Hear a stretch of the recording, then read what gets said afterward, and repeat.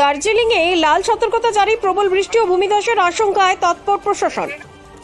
দার্জিলিং ও আশেপাশের পাহাড়ি এলাকায় প্রবল থেকে অতি প্রবল বৃষ্টির আশঙ্কায় লাল সতর্কতা জারি করেছে আবহাওয়া দপ্তর।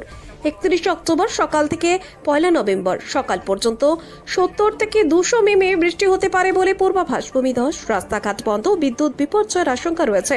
প্রশাসন দুর্যোগ মোকাবিলা দল ও কন্ট্রোল রুম প্রস্তুত রেখেছে।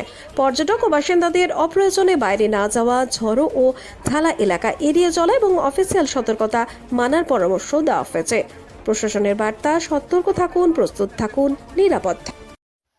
नमस्ते, म पोखरेबुङ 1 ग्राम पञ्चायतको प्रधान।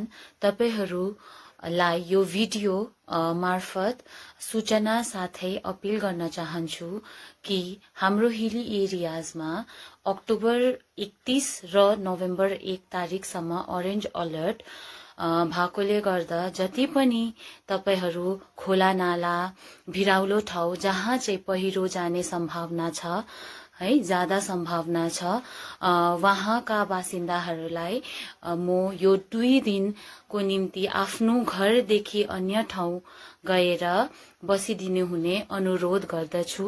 साथै तपाईहरुको जति पनि किम्ती सामानहरू है, डकुमेन्ट्सहरू जति पनि तपाईहरुको छ त्यो आफ्नो साथै राखिदिनुहोस् भन्ने म हाम्रो पोखरेबुङ 1 द्वारा अनुरोध गर्दछु। धन्यवाद। नमस्कार। जुन चाहिँ मौसम विभागद्वारा अधिसूचना जारी गरेको छ कि मतलब यो 30 तारिक र 31 तारिक दिन भारी वर्षा हुने सम्भावना रहेको कारणले गर्दाखेरि सम्पूर्ण जनसाधारण यो आह्वान गरिन्छ।